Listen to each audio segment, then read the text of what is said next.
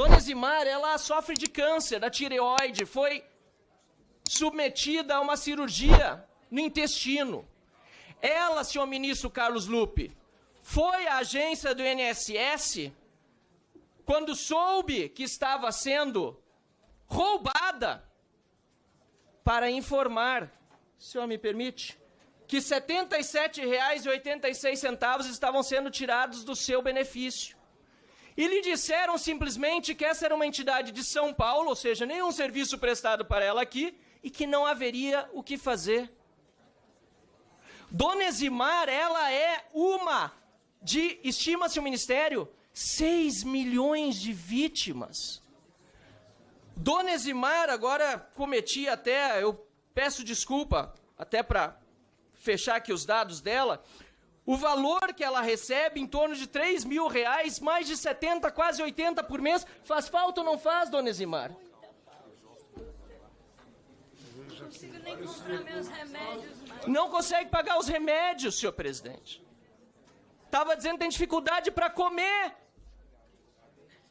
E o ministro Carlos Lupe vem aqui dizer que essa roubalheira sempre existiu, que é culpa do governo passado. Não. Dessa monta, dessa forma e sem a supervisão, sabendo que tinha problema, nunca aconteceu, ministro Carlos Lupe, na história desse país. E está aqui a dona Eximar, que foi reclamar já há quase 2 anos. E Vossa Excelência sabia e nada fez. E a agência do INSS sequer foi orientada sobre o que fazer, senhor presidente. Questão de ordem, presidente. Isso aqui Questão de ordem, lamentável. presidente. Artigo 95, porque o deputado tem dito que o ministro sabia e nada fez. O ministro já mostrou o oposto, que está investigando a situação, pediu para que investigasse.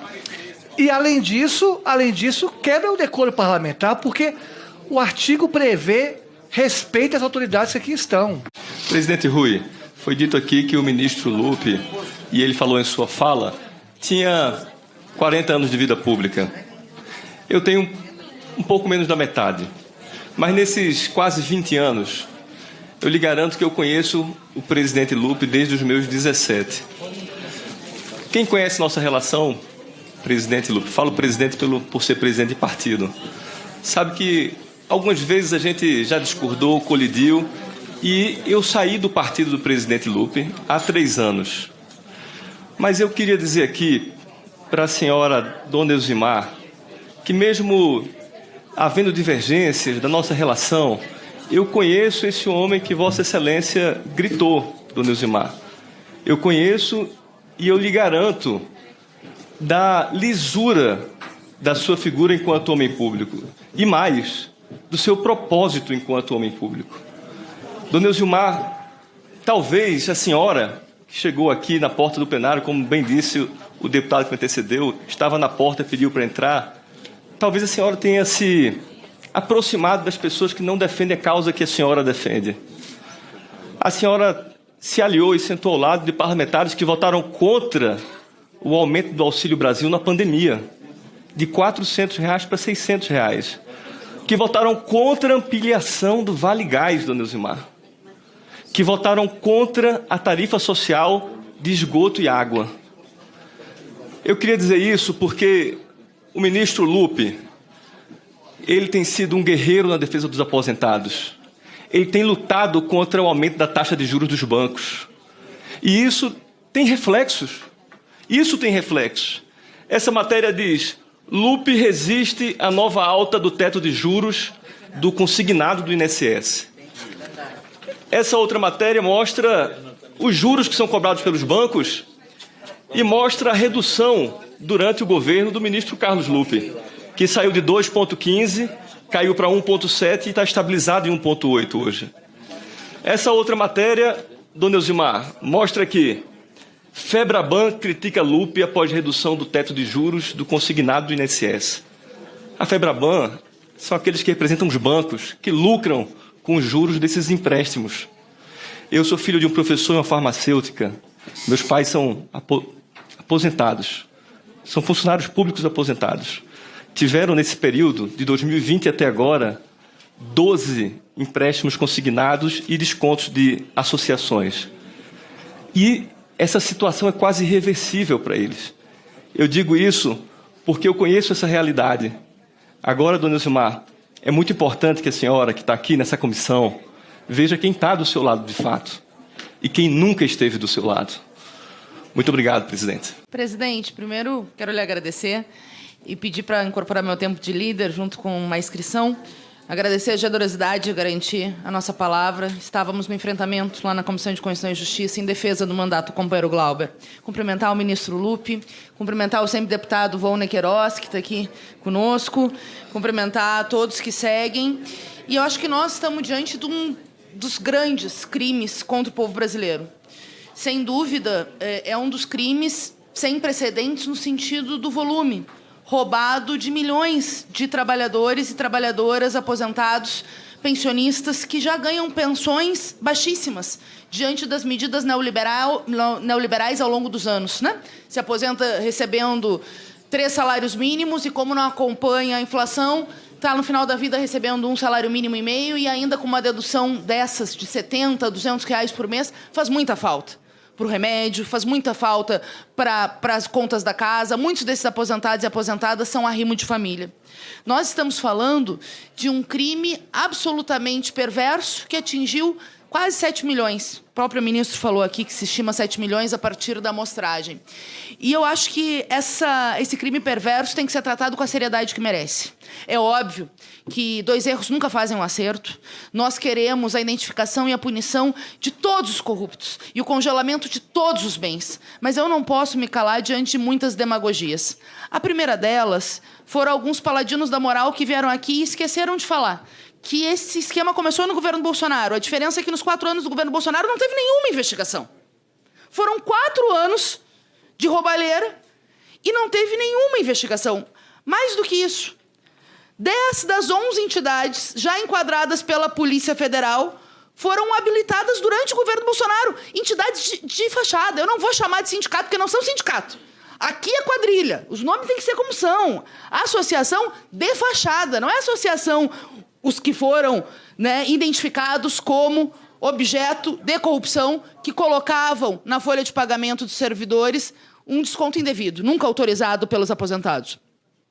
2, as reclamações explodiram no governo Bolsonaro. Eu quero resgatar isso. E não é para eximir o governo Lula, porque eu acho que a gente tem que sim fazer o enfrentamento no sentido de garantir a justiça para os aposentados. E chegaremos lá, mas só um pouquinho. Muitos dos deputados que falaram já saíram. Eu queria saber o que pensam esses deputados, por que aumentou 200 vezes as denúncias de cobrança indevida no ano de 2022 e o governo Bolsonaro não fez nada. Eu gostaria de saber. Porque só no governo Lula, a CGU e a Polícia Federal começaram a investigar. E tem que investigar mesmo. E se tiver gente do governo, que foram afastados de servidores, etc., envolvido, tem que responder. Civil e criminalmente, muito mais do que demissão. Tem que ir para a cadeia e devolver o dinheiro. Mas a verdade tem que ser reposta. Porque chegaram aqui e são os paladinos dos defensores dos aposentados. Mas para um pouco, foram os mesmos que votaram na reforma da Previdência. Que massacrou esses mesmos aposentados, porque diminuiu a aposentadoria. É gente que está recebendo 60% do valor da aposentadoria. São mulheres excluídas da Previdência Social. São os mesmos, presidente Lupe, que criticam a minha sugestão de crédito extraordinário. Mesmos. Ah, mas o governo não pode arcar. Eu quero dizer a Vossa Excelência, o governo é responsável também. O governo tem responsabilidade solidária. E o crédito extraordinário não é para eximir os corruptos, ao contrário. Nós precisamos buscar centavo a centavo, roubados por aquele que tinha um Ferrari, carrão, dinheiro não sei de onde, vivendo uma vida de luxo enquanto roubavam os aposentados brasileiros. Mas isso demora, infelizmente. Quando é crime de colarinho branco ou de grandes, às vezes demora anos. Pode ser que a dona Maria, dona Joana, seu José faleçam. Infelizmente, até lá, nós estamos falando de idosos com 80 anos, 90 anos, e que têm o direito de ter esses R$700 por ano, às vezes R$800 por ano, 3 mil, 4 mil reais roubados nos últimos anos, devolvidos. Então, por que eu trago isso para vocês? Porque nós queremos justiça para os aposentados e punição para os corruptos. Eu fiz uma sugestão ao governo de crédito extraordinário, por quê? Primeiro, porque é uma forma de não mexer em outras áreas orçamentárias, não mexer na saúde, não mexer na educação, não mexer na assistência. Segundo, porque é urgente e imprescindível, nós estamos falando de vida das pessoas. Terceiro, porque é excepcional ao teto de gastos e as demais restrições fiscais. E quarto, porque é a medida juridicamente correta de garantir o ressarcimento às pessoas, enquanto o Estado tem que botar todos os advogados da AGU a buscar centavo a centavo de cada um dos bens bloqueados desses ladrões envolvidos nessa fraude. É evidente. Foi identificado 2 bi. Então, eu queria aproveitar para perguntar para o ministro em relação ao ressarcimento. A previsão de ressarcimento, eu vi que a folha de abril vai ser devolvida, mas nós estamos falando de um golpe de 6 anos. Quando vai ser devolvido o montante dos valores? O que o governo está pensando em questão de ressarcimento? Esses 2 bilhões que foram segurados já podem imediatamente ser devolvidos aos aposentados? Eu digo aos ouvintes, sobretudo a imprensa que nos acompanha, 2 bilhões foram identificados com os ladrões. 2 bilhões já foram congelados. Qual é o tempo hábil de devolver já esse dinheiro para as pessoas para que possam usufruir o dinheiro das suas parcas aposentadoria? Gente que contribuiu a vida inteira como trabalhadora, que contribuiu para a INSS, que tinha que ser protegida pelo serviço público e, ao mesmo tempo, foi lesada com corresponsabilidade, claro, do serviço público, num esquema que começou no governo Bolsonaro, que eles esquecem de falar, e que foi investigado no governo Lula e que precisa ser punido, doa quem doer, custe o que custar. Concluo só dizendo que eu vou dar 1 minuto para o deputado Túlio e parabenizando os trabalhadores previdenciários que, na greve, denunciaram isso, mostrando que os servidores públicos também estão batalhando contra a corrupção e lutando por melhores condições para os aposentados e aposentadas e defendendo o patrimônio da INSS. Corroborando com a deputada Fernanda, presidente, sabe quem apareceu nos relatórios de transações suspeitas da COAF? José Carlos Oliveira, ex-ministro do presidente Bolsonaro.